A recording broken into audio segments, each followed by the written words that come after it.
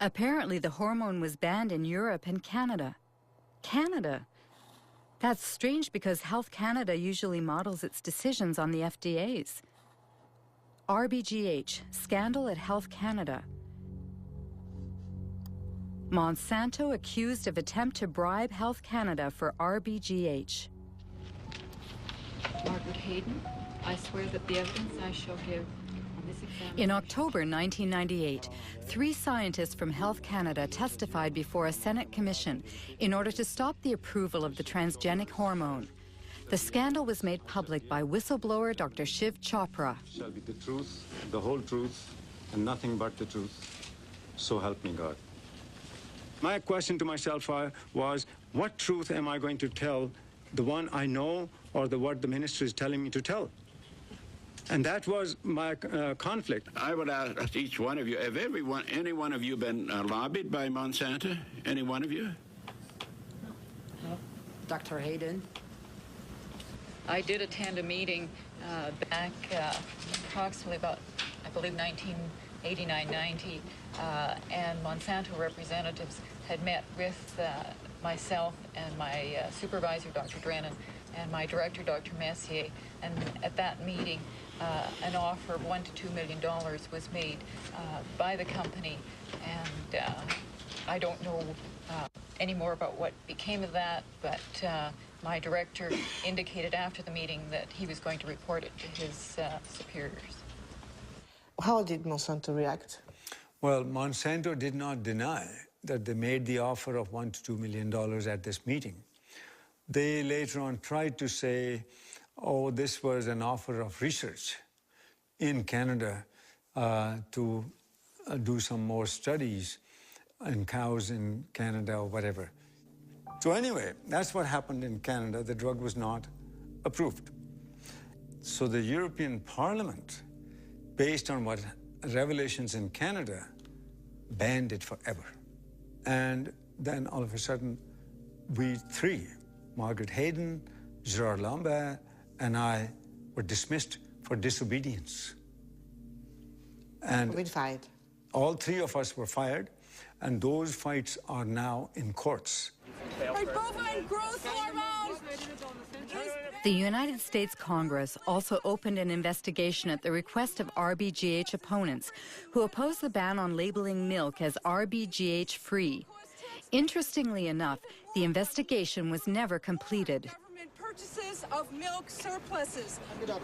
Bovine growth hormone, BGH, is a test of consumer acceptance of genetic engineering. In the garbage. In the garbage! The cow hormone drug was simply the first major application of biotechnology to food production, and Monsanto is a very powerful corporation with many linkages to top-level persons in government. I think the prevailing ethic at the federal government was biotechnology is so important that we can't let a few little questions about cow safety or human safety get in the way. The reason the FDA approved it is it appeared to be that there was a lot of people that used to work had key positions, that had worked for Monsanto, came over to the FDA and managed to get the FDA to approve it. It's revolving doors that move up. It's kind of like a double helix, a spiral. Revolving door? Yes, revolving door. The revolving door is not just in agriculture. It tends to be in many areas. Donald Rumsfeld was the CEO of Searle, which was a Monsanto subsidiary. The former U.S. Trade Ambassador, Mickey Cantor, ended up on Monsanto's board. Supreme Court Judge Clarence Thomas used to work for Monsanto. Monsanto revolving doors. The state of affairs in 1999 includes Linda Fisher moves from the Environmental Protection Agency to Monsanto, Michael Friedman from the FDA to Monsanto, Marcia Hale and Josh King from the White House to Monsanto, Margaret Miller from Monsanto to the FDA, William Ruckelshaus from the EPA to Monsanto, and let's not forget Michael Taylor, who went back and forth several times. once your mission carried out by the FDA, you became Monsanto's vice president for public policy. Right. So there is no conflict of interest for you. No, and again, the rules are the rules, and I played within the rules.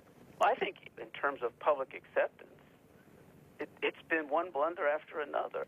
If you're trying to have a strategy for having the public understand and accept the new technology, having the first application of it be related to milk, which we already have more than we need, it created, it helped create a climate of suspicion.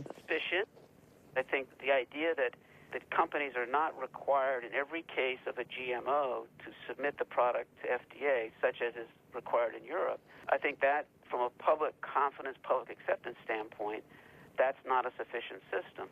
I personally have said that Congress should change the law. Congress should create a mandatory notification system that ensures that every product is looked at by FDA and that FDA makes a safety judgment about every product. That's some very compelling testimony. It seems that Michael Taylor has qualms about the policy he signed in 1992. What about the FDA's own scientists?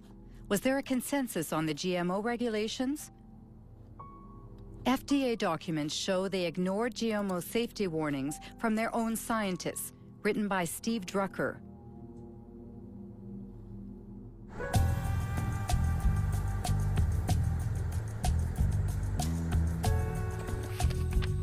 Lawyer Stephen Drucker represents a coalition of nonprofit associations. He sued the FDA, forcing it to declassify its internal files on GMOs. We received over 44,000 pages from the FDA's own files, and they revealed that the FDA has been lying to the world since 1992, if not before. But they continue to lie. They are still lying. They claim that there's an overwhelming consensus in the scientific community that genetically engineered foods are as safe as their conventionally produced counterparts. And they claim that there has been sufficient data to back up this consensus. Both of those claims are blatant lies. There are several examples. For instance, Dr. Louis Priebel of the FDA's microbiology group wrote, quote, "There's a profound difference between the types of unexpected effects from traditional breeding and genetic engineering," unquote. Then Dr. Priebel added in his memo that some of the aspects of genetic engineering may be more hazardous.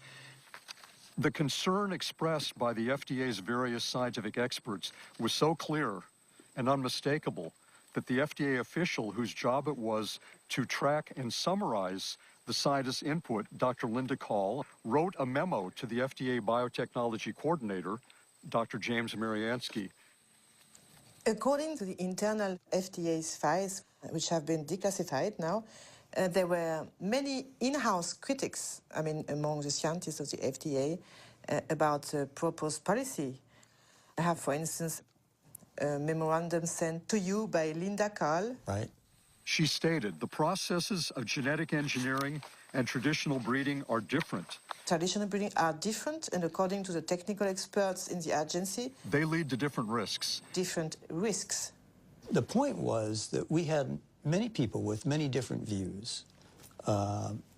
Linda Call, of course, wrote that in her memo, but in fact, when we finished the policy, all the scientists agreed with the policy. Now, FDA, of course, looked at the use of genetic engineering and has no information that simply the use of the techniques creates products that differ in safety or quality. Even before the consistent warnings in the memos from the FDA's own scientists, the FDA had very clear warning because the very first genetically engineered food supplement that came to market in the United States caused a major epidemic. Do you remember what happened in '89 with L-tryptophan? You remember? Yes.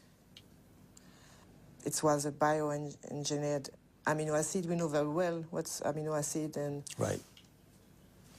That killed dozens of people and made hundreds and hundreds sick.